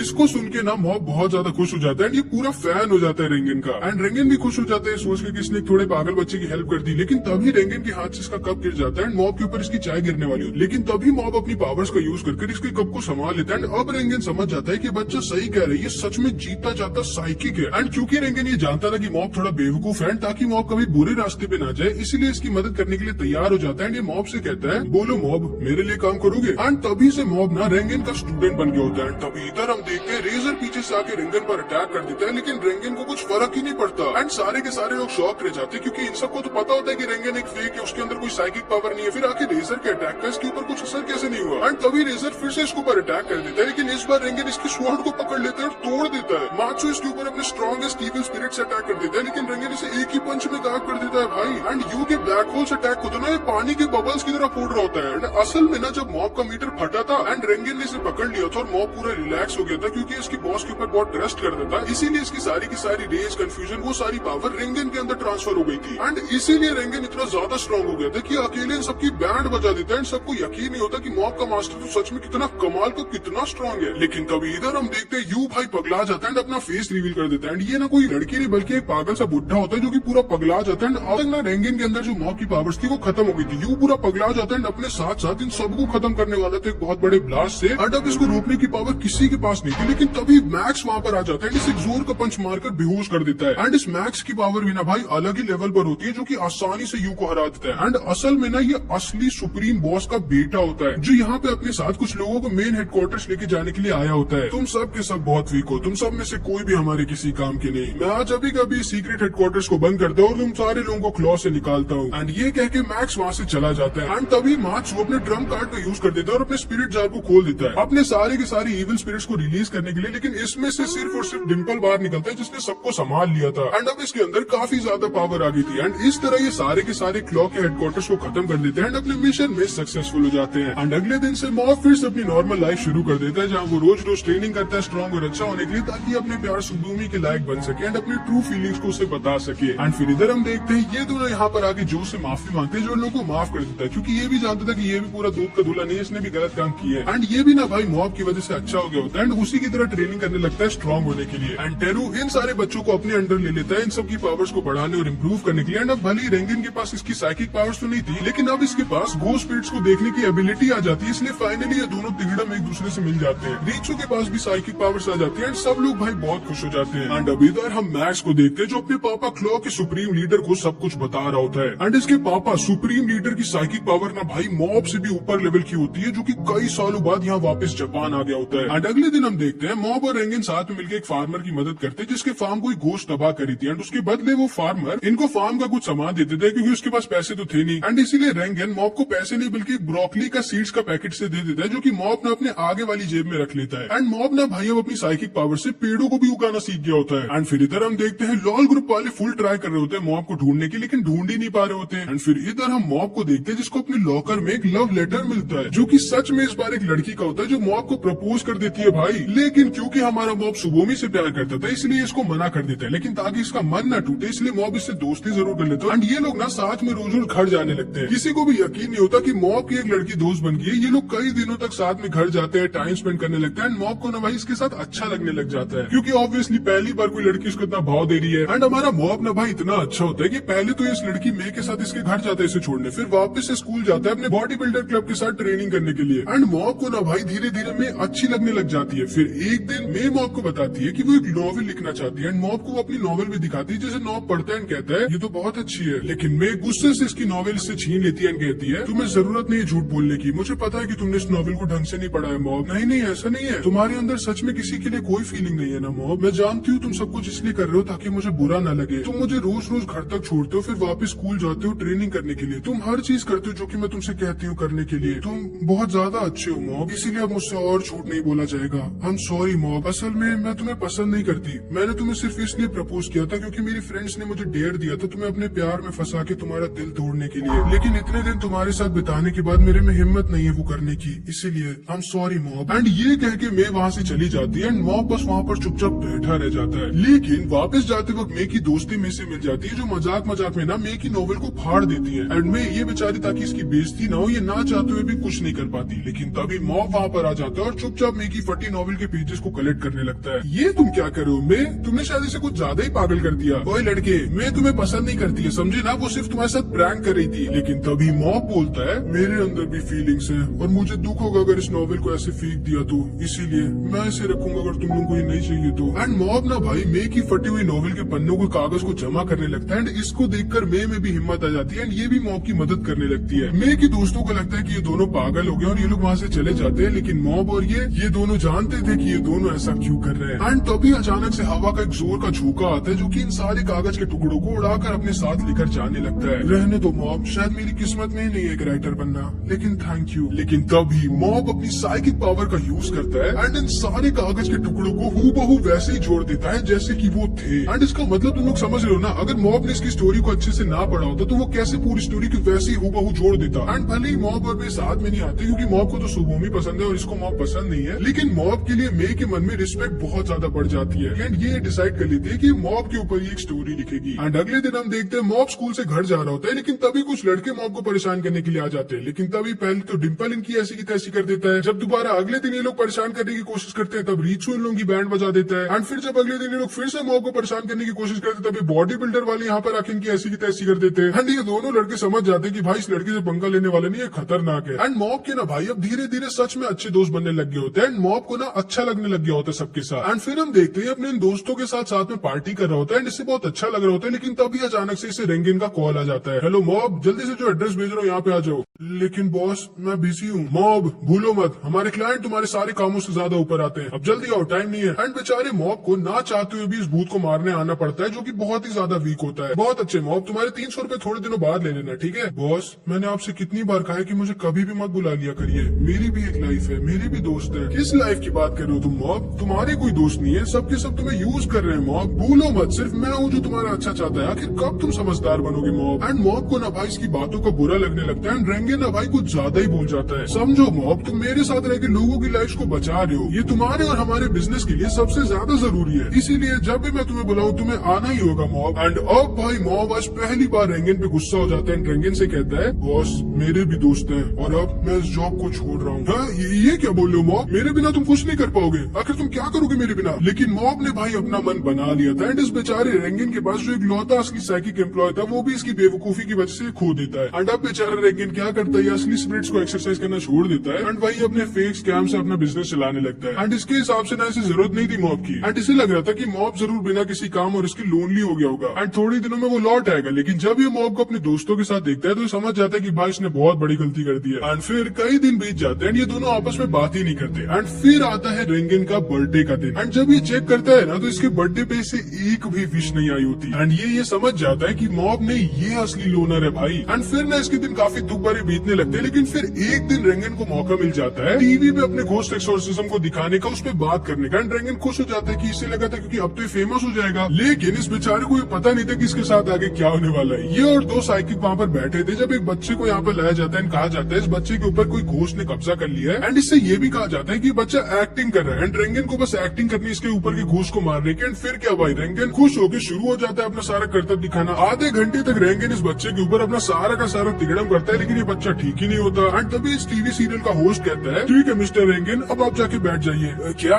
लेकिन आपने तो कहा था प्लीज मिस्टर रेंगन हम लाइव है, जल्दी जाके बैठ जाइए, टाइम वेस्ट मत करिए। और एंड तब खड़ा होता है ये मिस्टर बॉब, ये बुड्ढा जिसका ये पूरा का पूरा प्लान था। आखिर मैं इस बच्चे के ऊपर के भूत को कैसे मारूं जब इसके ऊपर कोई भूत ही नहीं है। एंड तब ये बच्चा अपनी एक्टिंग रोक देता है। एंड ये भाई मॉब और इन सबका प्लान था, पहले एक फेक साइकिक को दिखाना और फिर बॉब को सही बताते हुए दिखा के बॉब की तारीफ करवाना और खुद की टीआरपी को बढ़ाना। एंड इन लोगों ने इनके खुद के फायदे के लिए बेचारे रेंगन की तगड़ी बेइज्जती करवा दी होती, एकदम एक जोकर वाली इमेज बना दी होती इसकी पूरी दुनिया के सामने। रेंगन बेचारा मुंह दिखाने लायक नहीं बचता है, छुप छुप के रहने लगता है। पूरी कंट्री में एक फ्रॉड के नाम से फेमस हो जाता है। एंड जितने भी लोग इससे बात किया करते ना, जो भी इसके क्लाइंट्स थे, सबके सब इससे बात करना छोड़ देते हैं। एंड बेचारे रेंगन को काम तक मिलना बंद हो जाता है। इसके घर वाले से फोन करके कहने लगते हैं कि वापस आ जाए, लेकिन अब ये बेचारा क्या ही कर सकता था। एंड सच में भाई इसके दिन बहुत ही ज्यादा खराब बीत रहे होते हैं। लेकिन फिर एक दिन क्योंकि इतना फेमस हो गया होता है, मीडिया वाले से मौका दे देते एक प्रेस कॉन्फ्रेंस करने की, जिसके लिए रेंगन को ना चाहते हुए मानना पड़ता है क्योंकि ये सोचते हैं ये शायद इसे एक मौका मिला अपनी इमेज को सुधारने का। एंड अब जाके मॉब को भी रेंगन की सिचुएशन का पता चल जाता है। एंड अगले दिन हम देखते हैं रेंगन तैयार होता है अपनी प्रेस कॉन्फ्रेंस के लिए ताकि ये अपनी थोड़ी बहुत इमेज को सही कर सके। लेकिन पहली बार इतनी सारे लाइट कैमरा को देख के रेंगन ना एकदम थोड़ा डर जाता है। एंड बेचारा पहली लाइन गलत बोल देता है। रेंगन हेलो, नाम मेरा है। क्या बोल रहा है, हमारा मजाक उड़ा रहे हो क्या? सर पूरी दुनिया को पता चल गया कि आप एक फेक साइकिक हो, इस पे आप क्या कहना चाहोगे? मैं बस इतना कहना चाहूंगा कि एंड अब जाके रेंगन को अपना पास्ट याद आता है जब 4 साल पहले इसने पता नहीं क्या सोच के अपने ऑफिस वाले काम को छोड़ के स्कैम वाले बिजनेस को चालू किया था। एंड इसका बिजनेस ना ठीक ठाक चलने भी लगा था, लेकिन ये बहुत बोर होने लग गया था। फिर एक दिन आया मॉब अपनी प्रॉब्लम को लेके। एंड इसे लगा था कि ये कोई डिल्यूजनल बच्चा है जिसके कोई दोस्त नहीं है, इसलिए ये इसकी मदद करता है। लेकिन फिर जब इसे पता चलता है कि मॉब के पास सच में पावर है, तो ये खुश हो जाता है और मॉब को अपनी कंपनी में ले लेता है इसकी मदद करने के लिए। लेकिन फिर इसे पता भी नहीं चलता कब ये मॉब को अपने फायदे के लिए यूज करने लग जाता है, वो भी इस कदर की मॉब की फीलिंग्स इसको कोई परवाह ही नहीं रहती। मॉब के पूरे चाइल्डहुड को, जो कि उसके फ्रेंड्स बनाने और मजे करने का टाइम था, उसे खुद के लिए यूज कर लेता है पैसे कमाने के लिए। एंड अब जब मॉब फाइनली चेंज होने की कोशिश कर रहा होता है, अपनी लाइफ को पूरी तरह से जीना चाह रहा होता है, तो ये उसको करने से रोक रहा होता है। एंड अब भाई रेंगन समझ जाता है कि इसने सच में कितनी बड़ी गलती की है, इसीलिए ये बस सामने वाले कैमरे की तरफ देखता है। और इसे पता था क्योंकि कि मॉब इसे देख रहा होगा, ये माइक पर पूरी दुनिया के सामने सिर्फ एक चीज बोलता है, आई एम सॉरी और मुझे तुम्हारे ऊपर बहुत गर्व है। एंड सारे मीडिया वाले गुस्सा आ जाते हैं, सबको लगता है कि रेंगन क्या बक रहा है। लेकिन तभी अचानक से पूरा का पूरा कमरा और इस रूम में रखे सारे के सारे कैमरा माइक सब के सब हवा में उड़ने लगते हैं। एंड सबको लगने लगता है कि रेंगन ये सब कर रहा है, लेकिन रेंगन ये जानता था कि ये कौन कर रहा है। एंड तभी रेंगन पूरे अपने कॉन्फिडेंस के साथ कहता है ठीक है, तो अब शायद हम इस प्रेस कॉन्फ्रेंस को खत्म कर सकते हैं। एंड इतना कह के रेंगन फुल ऑरा के साथ यहाँ से चला जाता है। एंड फिर इतने दिनों बाद रेंगन फिर से मॉब से मिलता है। मॉब, क्या तुम फिर से मेरे सबऑर्डिनेट बनना चाहोगे? जैसा आप कहिए बॉस। और क्या तुम मेरे बारे में स्टार्टिंग से जानते थे? एंड तब मॉब बोलता है हाँ, मैं हमेशा से जानता था कि आप एक बहुत अच्छे इंसान हो। एंड इसको सुनकर रेंगन की आंखों में पानी भर जाता है। एंड ये दोनों साथ में वापस ऑफिस जाने लगते हैं। वैसे boss, belated happy birthday. Thank you mob, चलो कुछ खाते हैं। एंड फिर अगले दिन हम देखते हैं मॉब का टीचर इन सबको बताता है कि इनके स्कूल में हर साल की तरह एक मैराथन होने जा रहा है। एंड इधर जैसा कि तुम जानते होगे, लॉल ग्रुप वाले पागलों की तरह मॉब को ढूंढ रहे होते हैं। इन लोगों को कहीं से पता चल गया होता है कि इनका लॉल ग्रुप का लीडर शॉर्ट मिडिल स्कूल में पढ़ता है। इसीलिए लोग प्लान बनाते हैं मॉब को इस मैराथन के बहाने ढूंढने के लिए, क्योंकि इन्हें लगा था कि इनका गॉड जरूर से इस मैराथन में पार्ट लेगा। ईची भी ये जानती थी एंड ये भी चाहते थे कि मॉब क्योंकि अभी तैयार नहीं है इतनी बड़ी पोजीशन के लिए, इसलिए मॉब को सब कुछ बता देती है एंड कहती है कि अगर ये इतने बड़े ग्रुप का भी लीडर नहीं बनना चाहते तो इसे इस मैराथन में पार्ट नहीं लेना चाहिए। लेकिन तभी मॉब को मैराथन का नाम सुनते ही कुछ याद आ जाता है। ये ना एकदम डर जाता है, क्योंकि असल में इसने अपने आप से पिछले साल ये प्रॉमिस किया था कि अगर ये इस वाले मैराथन में टॉप 10 में आ जाएगा तो ये सुबोमी को प्रपोज करेगा। जिसको सुनकर ये सब के सब एकदम शॉक्ड रह जाते हैं। लेकिन मॉब ये जानता था कि ये हार नहीं मान सकता एंड इसे कुछ भी करके करना ही होगा। एंड पिछली पहली बार ना इसकी रैंक 291 आई थी 300 लोगों में, एंड इस बार ये डायरेक्ट टॉप 10 में आने की सोच रहा होता है। मॉब भी ये जानता था कि ये बहुत ज्यादा मुश्किल, लगभग इम्पॉसिबल है, लेकिन इसको कुछ भी करके करना होगा ताकि सुबोमी चान को अपनी असली फीलिंग्स बता सके। सारे के सारे लोग इसे सपोर्ट कर रहे होते हैं, रेंगेन, इसका भाई, बॉडी बिल्डर ग्रुप वाले, जो टेरू, सब लोग। एंड मॉब ना भाई सच में बहुत हार्ड ट्रेनिंग करते हैं इस मैराथन के लिए। फिर फाइनली दिन आ जाता है इनके स्कूल के मैराथन का। सारे के सारे लोग अपनी इस रेस के लिए एक्साइटेड होते हैं, लेकिन मॉब ये बहुत ज्यादा डरा होता है। एंड फिर स्टार्ट हो जाती है इन सबकी मैराथन, जिसमें अगर मॉब टॉप 10 में आ गया तो सुबोमी को प्रपोज करेगा। लेकिन रेस स्टार्ट होते ही मॉब कुछ लोगों से टकरा जाता है, नीचे गिर जाता है, जिसके पैर में ना चोट लग जाती है। एंड तुम्हें पता होगा जब किसी को चोट लगती है तो वो जितना ज्यादा भागता है उसकी चोट उतनी ही ज्यादा बढ़ती जाती है। मॉब भाई बहुत ज्यादा इंजर्ड हो गया होता है, लेकिन हार नहीं मान रहा होता। मॉब चाहता तो अपनी साइकिक पावर का यूज करके आसानी से इस मैराथन को जीत सकता था, लेकिन ये चीटिंग भी नहीं करना चाहता था। मॉब बहुत ज्यादा इंजर्ड था, बहुत ज्यादा थक चुका था, लेकिन भाई ये अपने नेवर गिव अप वाले विल और हार्ड वर्क की वजह से पिछले साल की तरह 291 पे नहीं बल्कि 74th पोजीशन पर आ गया था, जिसका मतलब तुम समझ लो ना मॉब ने कितना ज्यादा इंप्रूव किया होता है। लेकिन ऑब्वियसली क्योंकि मॉब की चोट बढ़ती जा रही होती है, ब्लड बहुत ज्यादा बह गया होता है, इससे दर्द बहुत ज्यादा हो रही है, बहुत ज्यादा थक गया होता है, मॉब को पता भी नहीं चलता कब ये रास्ते में ही बेहोश हो जाता है। एंड जब इसकी आंखें खुलती है तो इसे पता चलता है कि ये भले मैराथन को फिनिश तो नहीं कर पाया, लेकिन इसने अपना बेस्ट जरूर दिया, जिसके लिए सारे के सारे लोग इसके ऊपर बहुत प्राउड थे, खास करके मॉब के पेरेंट्स। और इसलिए भी क्योंकि रीचू इस मैराथन में 9th आया होता है, इसके पेरेंट्स ना घर में पार्टी करने का डिसाइड करते हैं, लेकिन इन बेचारे लॉयल ग्रुप वालों को आज भी इनका लीडर नहीं मिलता। मॉब वापस से घर जा रहा होता है जहाँ पे इसके पेरेंट्स फुल पार्टी की तैयारी कर रहे होते हैं, सारे के सारे बहुत खुश होते हैं। लेकिन तब ही इनके घर की डोर बेल बजती है, एंड जब रीचू गेट को खोलता है तो सामने खड़ा होता है सुप्रीम लीडर का बेटा मैक्स। मम्मी पापा आप लोग पीछे रहना, उसकी जरूरत नहीं पड़ेगी रीचू। एंड मॉब जब घर पहुँचता है तो देखता है इसका घर आग की लपटों में घिरा हुआ था। बेचारे मॉब की सांसें रुक जाती है, धड़कन थम जाती है, दिमाग बंद हो जाती है, अपने जलते घर के अंदर जाने लगता है। अरे कोई रोको उस बच्चे को, लेकिन मॉब को रोकने वाला कोई नहीं था। ये अपने जलते घर के अंदर घुस जाता है, एंड इसका इमोशन मीटर धक धक कर कर बढ़ता ही जा रहा होता है। मॉब को बस रीचू, इसके पापा, इसकी मम्मी की बातें याद आ रही होती है, जिससे ना लगने लग गया होता है कि ये सब कुछ सच में हो ही नहीं रहा, ये सब एक सपना है। लेकिन तभी जैसे ही अपने घर के लिविंग रूम के गेट को खोलता है, इसे अपने सामने 3 जलती हुई बॉडीज दिखती है। मॉब का मीटर 100 से भी ज्यादा ऊपर निकल जाता है, फट जाता है। मॉब के अंदर इतना ज्यादा गुस्सा और रेज, इतना ज्यादा दुख भर गया होता है, जिसने भाई लगभग इसे एक मॉन्स्टर बना दिया होता है, एक ऐसा मॉन्स्टर जो इस दुनिया को तबाह करके रख देगा। पहली बार मॉब इतना ज्यादा गुस्सा होता है, लेकिन तभी डिम्पल चिल्ला के बोलता है, रुक जाओ मॉब, ये बॉडीज तुम्हारे मम्मी पापा और रीचू की नहीं है, मैं सेंस कर सकता हूँ। होश में हो मॉब। क्या तुम्हारे मम्मी पापा रीचू वो भी जिंदा है? उन्हें जरूर किसी साइकिक ने किडनैप किया होगा और इन डमी बॉडीज को यहाँ पर रख के गया होगा तुम्हें बेवकूफ बनाने के लिए। एंड तभी मॉब इसके पूरे शहर को अपने साइकिक पावर से स्कैन कर देता है, भाई ये देखने के लिए कि इसके आसपास कोई साइकिक पावर वाले लोग हैं कि नहीं। मिल गए वो मुझे,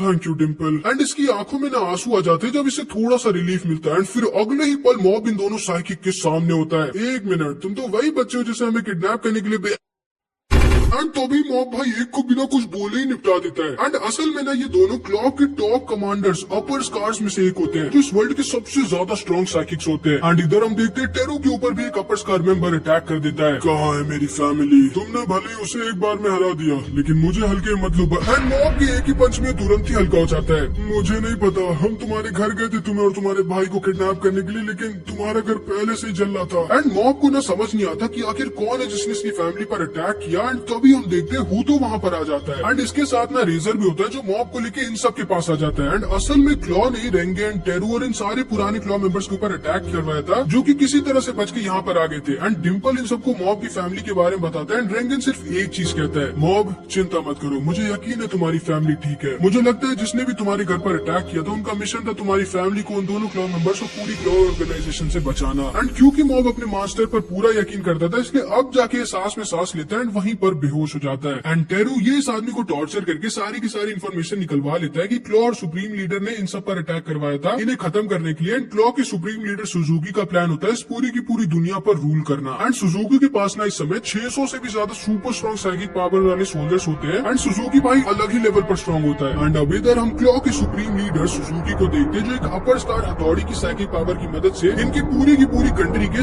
सारे टीवी, मोबाइल, लैपटॉप सब कुछ हैक करवा के पूरी दुनिया में ऐलान ऐलान कर देता है कि ये लोग द क्लॉ पूरी दुनिया पर कब्जा करने वाले और सुजुकी पूरी दुनिया का राजा बनने वाला है। एंड अब इधर हम इसके बेटे मैक्स को देखते हैं। यार मेरे पापा ने पूरी दुनिया के सामने मेरी बेइज्जती करवा दी, ये बच्चे है क्या? एंड ये ना भाई बुरा नहीं बल्कि अच्छा होता है, इसीलिए इसने रिचू और इसकी फैमिली को प्रोटेक्ट करने के लिए उन पर अटैक करवाया होता है। एंड रिचू और मॉब के मम्मी पापा तो अभी किसी दूसरी कंट्री में मस्त मजे कर रहे हैं। एंड मैक्स और ये लोग ये जानते थे कि इनके पापा को रोकना बहुत जरूरी है। एंड फिर हम the upper force car members में से एक मिजाकी को देखते हैं जिसके पास टेलीपोर्टेशन, इंडिस्ट्रक्टिबिलिटी के साथ साथ सुपर स्पीड की भी साइकिक पावर होती है, जो कि ना जाके इनकी कंट्री के प्राइम मिनिस्टर को आसानी से किडनैप करके बाहर लेकर आ जाता है ताकि ये दुनिया इन लोगों को ऐरा गहरा टेरर ग्रुप ना समझे और इनसे डरे। लेकिन तभी हम देखते टेरो वहाँ पर मिजाकी की साइकिक पावर को सेंस कर आ जाता है, इस पर अटैक कर देता है। टेरो को लगा था कि आसानी से मिजाकी को हरा देगा, लेकिन मिजाकी ये भी ना भाई मॉब की तरह अलग ही लेवल पर स्ट्रॉन्ग था, जो एक ही पंच में टेरो को हरा देता है। प्राइम मिनिस्टर को लेकर इनकी क्लॉ मेन हेडक्वार्टर्स चला जाता है। एंड अब ये लोग समझ जाते हैं कि ये लोग बिल्कुल भी क्लॉ को हल्के में नहीं ले सकते और इनका जीतना लगभग इम्पॉसिबल है जब तक मॉब होश में नहीं आ जाता। पुलिस वाले इन सब पर अटैक करने की कोशिश करते हैं, लेकिन ये 600 आर्टिफिशियल क्लॉ मेंबर्स और हथौड़ी इन लोगों के पास आने ही नहीं दे रहे होते और बहुत ज्यादा तबाही मचा रहे होते हैं। मास्टर रेंगन, हमें क्या करना चाहिए? मुझे नहीं पता, लेकिन हम इन सबको छोड़ेंगे नहीं। एंड रेंगन ना भाई बहुत ज्यादा गुस्से में होता है जब से क्लॉ वालों ने इसके ऑफिस को उड़ा दिया होता है। एंड फिर ना ये लोग साथ में मिलकर एक प्लान बनाने लगते हैं। एंड इधर हम देखते हैं मैक्स और रिचू भी इधर ही होते हैं एंड क्लॉ के मेन हेडक्वार्टर्स के अंदर इसके पापा के पास जा रहे होते हैं उन्हें रोकने के लिए। लेकिन तभी अचानक से इनके सामने टॉप 4 क्लॉ मेंबर्स में से एक इचिरो आ जाता है, जिसके पास ना प्लांट्स को कंट्रोल करने की साइकिक पावर होती है। एंड ये भी बहुत ज्यादा स्ट्रॉन्ग होता है। लेकिन तभी मैक्स के टीममेट्स यहाँ पर आ जाते हैं, इचिरो को संभालने लगते हैं और मैक्स और रिचू आगे बढ़ जाते हैं। रेंगन ना इन सारे पुराने क्लॉ मेंबर्स को एक डाइवर्जन का यूज करवा के अंडरग्राउंड के रास्ते इस मेन हेडक्वार्टर्स के अंदर बेचने लगता है सुजुकी को रोकने के लिए। लेकिन तभी हम देखते हैं रेंगन और मॉब जहाँ पर छुपे थे वहाँ पे कुछ आर्टिफिशियल साइकिक सोल्जर्स आ जाते हैं एंड ये लोग इनको ढूंढ लेते हैं। क्योंकि मॉब अभी बेहोश था और रेंगन के पास इतनी ताकत नहीं थी कि इन सारे साइकिक को रोक सके, तो ये वही करते हैं जिसमें बेस्ट होता है, लोगों को पागल बनाना। हेलो दोस्तों, मेरा नाम रेंगन है और मैं परफ्यूम बेचता हूँ। आप लोग एक बार मेरा ये वाला परफ्यूम स्मेल करके देखिए। एंड रेंगन के पास ना असल में हूतो का एक कर्ज स्प्रे था जो सामने वाले को सुला देता है, जिसका यूज करके इन सबको सुला देता है। लेकिन तभी वहाँ पर शीबा आ जाता है, एक और टॉप 4 नंबर स्टार्स में से। तुम तो काफी चालाक हो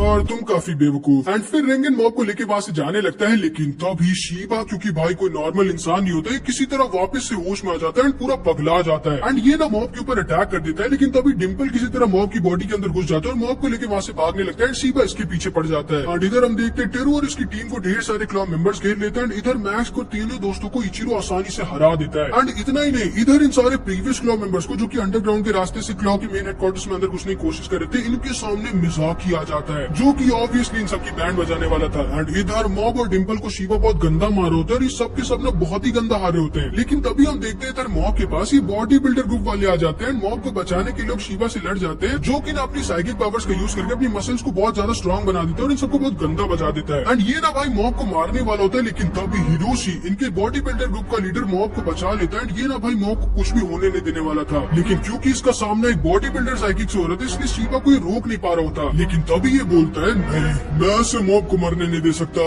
अगर मैंने आज मॉब को कुछ होने दिया तो मेरे इतने सालों की ट्रेनिंग किसी काम की नहीं होगी। एंड तभी अचानक से हिरोशी की मसल्स हद से ज्यादा बढ़ने लग जाती है। एंड असल में ना डिम्पल इसकी बॉडी में घुस गया होता है और साइकिक पावर से हिरोशी को और ज्यादा स्ट्रॉन्ग बना दिया होता है। एंड ऑब्वियसली भाई साइकिक पावर्स फेक मसल के साथ कभी भी साइकिक पावर्स रियल मसल के साथ, जो कि हर दिन बहुत हार्ड ट्रेनिंग करके बनाए गए, उनको कभी नहीं हरा सकते। इसीलिए हिरोशी शीबा को बहुत गंदा हरा देता है। इन सबके साथ इसे खुद नहीं यकीन होता कि इसने ये कैसे कर दिया। एंड इधर हम देखते हैं टेरू और ये लोग मिलकर इन सबकी बैंड बजा देते हैं। लेकिन इधर मिताशी ने इन सबको हरा दिया होता है और फिर ये मैक्स और रिचू के सामने आ गया होता है। अरे नहीं रिचू, संभल के, ये सच में बहुत ज्यादा स्ट्रॉन्ग है। मैक्स तुम ऊपर जाओ, मैं इसे संभालता हूँ। लेकिन रिचू अभी टाइम नहीं है मैक्स, सिर्फ तुम ही हो जो तुम्हारे पापा को रोक सकते हो शायद। एंड मैक्स ऊपर की तरफ निकल जाता है और रिचू अकेले से लड़ जाता है। लेकिन मिताशी भाई, जैसा कि तुम जानते हो, ये बहुत ही ज्यादा पावरफुल है एंड इसकी टेलीपोर्टेशन और सुपर स्पीड भाई से और ही ज्यादा ओवर पावर बना देते हैं। इसीलिए ना ये रिचू को बहुत गंदा मारने लगता है। फिर इधर हम मैक्स को देखते हैं जो अकेले कपर्स का हथौड़ी को निपटा देता है, पापा की तरफ बढ़ रहा होता है। एंड इधर इचिरो भाई इन तीनों को मारने वाला होता है। लेकिन तभी मॉब वहाँ पर आ जाता है जो फाइनली होश में आ चुका था एंड गुस्से में होता है। रिचू को ना मिताशी बहुत ज्यादा इंजर्ड कर देते हैं, इसे खत्म ही करने वाला होता है। लेकिन तभी ये लोग दोबारा से वहाँ पर आ जाते हैं। तभी टेरू भी वहाँ पर आ जाता है। कोई नहीं, तुम लोग चाहे जितने भी हो, मेरे सामने कुछ भी नहीं हो। एंड ये सारे के सारे साथ मिलकर मिताशी से भिड़ जाते हैं। लेकिन मिताशी भाई अलग ही लेवल पर स्ट्रॉन्ग होता है। ये अकेले होने के बाद भी इन सबको बहुत गंदा बजा रहा होता है। सिर्फ टेरू ही होता है जो इसे थोड़ी बहुत टक्कर दे पा रहा होता है। एंड इधर हम देखते हैं मॉब इन सबको आसानी से हरा देता है, लेकिन मैक्स अपने पापा को नहीं हरा पाता, क्योंकि ऑब्वियसली इसके पापा तो दुनिया के स्ट्रॉन्गेस्ट साइकिक होते हैं। ऊपर से इनकी प्रोटेक्शन इनका एक अपर स्कार सेरिजावा भी कर रहा होता है, जो कि ये भी बहुत ज्यादा स्ट्रॉन्ग होता है। एंड असल में ना इसके पापा के अंदर भी मॉब की तरह एक मीटर होता है साइकिक पावर कलेक्ट करने के लिए, जिसमें ना इसके पापा भाई पिछले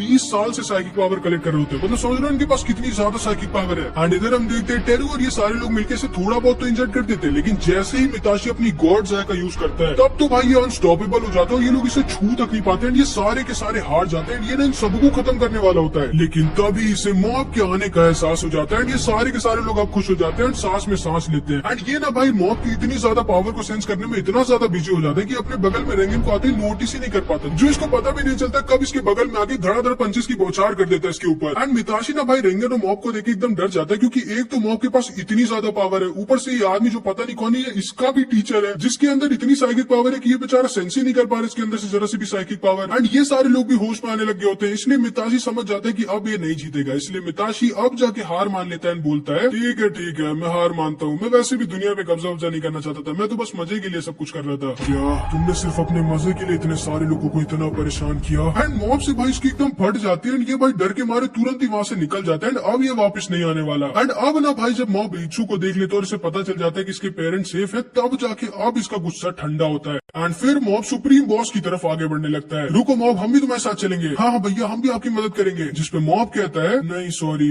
मैं कहना तो नहीं चाहता, लेकिन तुम लोग मेरे लिए और दिक्कत बढ़ा दोगे। वहाँ ऊपर जो है वो शायद मुझसे भी ज्यादा स्ट्रॉन्ग है, इसलिए मुझे अकेले ही जाना होगा। एंड ये लोग बेचारे समझ जाते हैं कि मॉब सही कह रहा है। एंड फिर हम देखते हैं मॉब जब ऊपर जा रहा होता है, तब इसे रास्ते में सेरिजावा मिलता है, जो कि थोड़ा बेवकूफ होता है। प्राइम मिनिस्टर को नीचे छोड़ने जा रहा होता है, क्योंकि इसे पता ही नहीं था कि प्राइम मिनिस्टर इनका हॉस्टेज था। तुम ऊपर क्यों जा रहे हो बच्चे? सुप्रीम लीडर को रोकने के लिए। क्या? मैं तुम्हें मेरे मास्टर को छूने तक नहीं दूंगा। एंड सेरिजावा ना भाई एक लोनर था, जो कि 25 साल तक अपने घर में छुप कर रहता था और गेम खेलता रहता था, क्योंकि इसके पास बहुत ज्यादा साइकिक पावर थी। इसीलिए ना लोग इससे डरते थे, कोई भी इससे दोस्ती नहीं करता, तो सब इसको पागल और अजीब बुलाते थे, जिसकी वजह से थोड़ा बहुत सच में पागल हो गया था। और जो भी इसके पास आता था ना उसे इंजर्ड कर देता था। इसने एक बार अपनी मम्मी तक पर अटैक कर दिया था। लेकिन फिर एक दिन इससे मिलने सुजुकी आता है। चले जाओ यहाँ से, अगर इंजर्ड नहीं होना चाहते हो तो। मैं खतरनाक हूँ, मुझसे दूर रहो। नहीं सेरिजावा, तुम बिल्कुल भी खतरनाक या अजीब नहीं हो, तुम भी नॉर्मल हो, बिल्कुल मेरी तरह। नहीं, चले जाओ यहाँ से। एंड सेरिजावा इसके ऊपर अपनी साइकिक पावर से अटैक कर देता है, लेकिन सुजुकी अपनी साइकिक पावर से इसके अटैक को रोक देता है, जिसको देखकर एकदम शॉक रह जाता है कि अकेला नहीं है जिसके पास साइकिक पावर है इस दुनिया में। एंड फिर सुजुकी इसकी मदद करता है इस कमरे से बाहर निकल के एक नई लाइफ स्टार्ट करने में, क्योंकि सुजुकी ना बस सेरिजावा की पावर्स को यूज करना चाहता था, लेकिन ये चीज सेरिजावा को पता नहीं थी। इसलिए सेरिजावा इसकी सारी बातें मानता है और हर वो चीज करता है जो कि सुजुकी से करने के लिए कहता है, चाहे वो बुरे काम ही क्यों ना हो। एंड सेरिजावा को ना चाहते भी वो सब करना पड़ता है, क्योंकि ये ना एक बहुत अच्छा इंसान होता है। एंड सुजुकी ने सेरिजावा को अम्ब्रेला दिया होता है, जो कि आज तक इसके पास होता है। मॉब इससे कहता है आपको समझना होगा, आपका मास्टर आपको यूज कर रहा है। ये बात तुम्हारे मुंह से अच्छी नहीं लग रही मॉब। हाँ तो क्या हुआ, उन्होंने मेरी जान बचाई थी, तो क्या इससे उन्हें और तुम्हें हक मिल जाता है दूसरों की लाइफ को तबाह करने का? चुप रहो। एंड तभी ये इस पर अटैक कर देता है। ये दोनों की दोनों आपस में टकरा जाते हैं। एंड सेरिजावा ना भाई थोड़ा सा पागल होता है। अगर आपको एक नई जिंदगी स्टार्ट करनी थी तो आपको एक अच्छी लाइफ स्टार्ट करनी होगी। एंड तभी सेरिजावा इसके ऊपर अपनी सारी की सारी साइकिक पावर से अटैक कर देता है। एंड मॉब इसके ऊपर अपना बहुत ज्यादा स्ट्रॉन्ग साइकिक एनर्जी का यूज कर देता है, जिससे इन दोनों का एक दूसरे की मेमोरीज दिखने लगती है। एंड ये दोनों समझ जाते हैं कि ये दोनों एकदम सेम थे, इन दोनों की सेम लाइफ थी, लोनली थे, कोई दोस्त नहीं थे, खुद को अजीब समझते थे। लेकिन फिर मॉब ने अच्छे लोगों को एक अच्छे रास्ते को चुना, इसलिए अब ये खुश है। वही सेरिजावा क्योंकि इसने गलत रास्ता चुना था, जिसकी वजह से अंदर ही अंदर बहुत दुखी है, क्योंकि ये भी अंदर से जानता था कि ये गलत काम कर रहा है। एंड तभी मॉब इससे कहता है आपके पास अभी भी मौका है एक अच्छी लाइफ को चुनने का, मैं आपसे दोस्ती करूंगा, मेरे सारे दोस्त आपसे दोस्ती करेंगे। एंड फिर इधर हम देखते हैं मैक्स अपने पापा से कहता है पापा आपके सारे सोल्जर्स हार चुके हैं, आपको समझना होगा आप अकेले इस दुनिया पे कब्जा नहीं कर सकते। तुम अपने पापा को कुछ ज्यादा ही हल्के में ले रहे हो मैक्स, वो सब के सब सिर्फ और सिर्फ मेरे बोन्स थे, मुझे उनकी जरूरत नहीं है इस पूरी दुनिया पर कब्जा करने के लिए, मैं अकेला ही काफी हूँ। और उन सबके पास जितनी साइकिक एनर्जी थी ना वो मेरी ही थी, मैंने ही उन सबको वो साइकिक पावर्स दी थी जो मैं कभी भी वापस ले सकता हूँ और दोबारा से किसी और को देख एक बड़ी आर्मी खड़ी कर सकता हूँ। एंड तभी ना इन सारे के सारे 600 से भी ज्यादा साइकिक सोल्जर्स हैं, उनकी साइकिक पावर्स को एब्जॉर्ब कर लेता है। भाई इसके पास ना सच में हाथ से ज्यादा साइकिक पावर्स होती है। एंड तभी हम देखते हैं मॉब वहाँ पर आ जाता है, क्योंकि सेरिजावा इसकी बात को मान गया होता है। रीचू के भाई चले जाओ यहाँ से, मेरे पापा एक मॉन्स्टर है, अब तुम कौन हो और तुम ऊपर तक कैसे आ गए? लेकिन तभी मॉब इससे बोलता है आखिर आप कर क्या रहे हो, आप अपने बेटे के साथ ऐसा कैसे कर सकते हो? तो तुमने सेरिजावा को हरा दिया। हाँ वैसे भी वो मेरे ज्यादा किसी काम का नहीं था, मुझे किसी की जरूरत नहीं। आपको ये समझना होगा हर किसी को किसी न किसी की जरूरत होती है एक अच्छी और हैप्पी लाइफ को जीने के लिए। ये सब बातें सिर्फ वीक लोगों पे अच्छी लगती है, मुझ पे नहीं। रीचू के भाई बच के, मेरे पापा लोगों को साइकिक एनर्जी देने के साथ साथ साथ लोगों से उनकी साइकिक एनर्जी को एब्जॉर्ब भी कर सकते हैं और उनके अंदर 20 साल से भी ज्यादा की साइकिक एनर्जी स्टोर्ड है। और मेरी क्योंकि इन्होंने साइकिक एनर्जी छीन ली इसलिए मैं हिल भी नहीं पा रहा। ठीक है, मैं तुम्हारी मदद करता हूँ। एंड तभी ना मॉब मैच को अपनी थोड़ी बहुत साइकिक पावर को दे देता है, जिसको देखते ही सुजुकी एकदम शॉक रह जाता है और डर जाता है, तुरंत ही इसके ऊपर अटैक कर देता है। तुम्हारे पास तो पोटेंशियल है मेरा राइवल बनने का, मुझे तुम्हें अभी मारना होगा। मॉब भागो वहाँ से। लेकिन तभी सुजुकी से एक लात मार के इसे नीचे फेंक देता है। मैं आपसे यहाँ लड़ने नहीं आया हूँ, मैं आपको ये बताने आया हूँ कि आप भी एक नॉर्मल इंसान हो, आप भी एक नॉर्मल हैप्पी लाइफ जी सकते हो, बिल्कुल मेरी तरह। बेवकूफ, जितने भी लोगों के पास साइकिक पावर है उन सब में भी मैं सबसे ज्यादा ऊपर हूँ, सबसे ऊपर। मैं कोई नॉर्मल इंसान नहीं हूँ और ना ही तुम। एंड ये दोनों के दोनों आपस में टकरा जाते हैं। मेरे पास इतनी ज्यादा साइकिक पावर होने का एक ही मतलब है कि ये दुनिया मेरी है, मेरी डेस्टिनी है इस दुनिया पे राज करने की, एक गॉड बनने की। एंड सुजुकी ना भाई मॉब को बहुत ज्यादा इंजर्ड कर देता है एंड मॉब समझ जाता है कि अगर ये अभी भी होल्ड बैक करेगा तो ये मारा जाएगा और ये ऐसे इसकी बात को नहीं सुनने वाला है। एंड इसीलिए मॉब भी भाई क्योंकि इसके सामने इतना स्ट्रॉन्ग अपोनेंट था, ये भी अपनी पावर को बिना होल्ड बैक के यूज करने लगता है। एंड पहली बार मॉब को किसी के साथ फाइट में मजा आने लगती है। तो तुम भी मेरी तरह हो, क्यों है ना? तुम्हें भी मजा आ रही है अपने से टक्कर के इंसान से लड़ने में, क्यों? लेकिन जब मॉब रित्सु को डरा हुआ देखता है उसे वो टाइम याद आ जाता है जब इसने अपनी पावर्स को अपने ऊपर हावी होने दिया था एंड अपने भाई को इंजर्ड कर दिया था। इन लोगों को यकीन नहीं हो रहा था कि ये दोनों भाई कितने अलग ही लेवल पर स्ट्रॉन्ग है। लेकिन तभी हम देखते हैं मॉब रोने लगता है, सुजुकी से बोलता है मुझे माफ करिएगा लेकिन मैं आपकी मदद नहीं कर सकता, मुझे आपको हराना ही होगा। एंड इस लेवल का वाला फॉर्म मॉब ने किया होता है भाई कि मैं क्या ही बताऊं, अपने अपोनेंट के लिए उसे हराने से पहले ही रो रहा है। भाई साहब रो मत और मुझे कमजोर मत समझो लड़के। एंड ये दोनों के दोनों फिर से आपस में टकरा जाते हैं। लेकिन तभी मॉब इसको ढेर सारी बिल्डिंग पे लॉक कर देता है, बिल्कुल पेन के चिकाकू पेंसिल की तरह, जिसके अंदर से सुजुकी बिल्कुल नारुतो के हेड टेल की तरह बाहर निकलता है, लगभग पूरी पावर का यूज करने लगता है जो कि इसने 20 सालों में अपने अंदर भरी थी। एंड भाई इसको पूरा फॉर्म बदल गया होता है। मॉब का भी भाई मीटर फट गया होता है, सुजुकी भी अपने 100% पावर से लड़ रहा होता है। भाई क्या ही फाइट होती है इनके बीच। लेकिन तभी हम देखते हैं क्योंकि सुजुकी अपनी इतनी ज्यादा जो इसने 20 साल से जमा की साइकिक पावर्स थी उसे एक बार में यूज कर होता है, इसकी बॉडी उसे संभाल नहीं पाती और ये ना फटने वाला होता है। अब सारे लोग भागे यहाँ से, ये सारे के सारे वहाँ से भागने लगते हैं लेकिन मॉब यहाँ से नहीं भागता। क्या कर रहे हो तुम नहीं भागने वाले? नहीं, मैं आपको ऐसे नहीं मरने दे सकता। एंड मॉब ना भाई इसके अंदर की पावर को एब्जॉर्ब करने लगता है। तुम जानते हो ना तुम इतनी ज्यादा पावर को एब्जॉर्ब नहीं कर सकते, तुम भी मेरी तरह फट जाओगे, निकल जाओ यहाँ से। एंड सुजुकी को यकीन नहीं होता कि मॉब भाई कितना अच्छा इंसान है एंड इसमें जरा सा भी घमंड नहीं सबकी इतना ज्यादा स्ट्रॉन्ग है। सुजुकी को अपने लास्ट मोमेंट्स में अपनी वाइफ की याद आने लगती है जो कि एक लौती ऐसी इंसान थी जो इसे सच में प्यार किया करती थी। लेकिन जब ये अपनी पावर्स की वजह से अंधा हो गया था तो उसकी वाइफ ने इसको छोड़ दिया था। एंड मॉब को भी ना इसकी मेमोरीज दिख रही होती जब इसकी पावर को एब्जॉर्ब कर रहा होता है तो ये सुजुकी से बोलता है चिंता मत करिए, आपके पास अभी भी मौका है सब कुछ ठीक करने का। एंड तभी भाई एक बहुत बड़ा ब्लास्ट होता है सुजुकी के अंदर जितनी ज्यादा साइकिक पावर्स थी उसकी वजह से। लेकिन मॉब और सुजुकी दोनों बच जाते हैं भाई। जैसा कि तुम्हें याद होगा रेंगेन ने जो मॉब को ब्रोकली वाली सीड्स दी थी जो मॉब ने अपने आगे वाली जेब में रखी थी, उसने भी ना मॉब के साथ साथ सुजुकी की आधे से ज्यादा पावर को एब्जॉर्ब कर लिया था और एक बहुत बड़ी ब्रोकली बन गई थी भाई। एंड इस तरह इन दोनों की इतनी खतरनाक फाइट खत्म हो जाती है। एंड फाइट के बाद हम देखते हैं सुजुकी कहाँ चला गया किसी को भी नहीं पता। मे बी वो एक नई लाइफ स्टार्ट करने चला गया, एक अच्छी लाइफ, अपनी वाइफ को मना के उसके साथ जीने। सुजुकी की सारी प्रॉपर्टी मैक्स को मिल जाती है जो मॉब के घर को दोबारा से नया जैसा बनवा देता है। सेरिजावा ने भी रेंगेन की स्कैम कंपनी को ज्वाइन कर लिया होता है एंड साथ ही साथ एक स्कूल भी। लॉल ग्रुप वाले बेचारे अभी भी मॉब को ढूंढ रहे होते हैं। डिम्पल और मॉब बहुत अच्छे दोस्त बन गए होते हैं। कुराता फाइनली मॉब और सबकी हेल्प से एलियन से भी मिल जाती है एंड हमारे मॉब भाई ने अपनी पूरी हिम्मत के साथ सुबोमी को प्रपोज कर दिया होता है लेकिन उसने इसे मना कर दिया होता है। लेकिन ये दोनों अच्छे दोस्त जरूर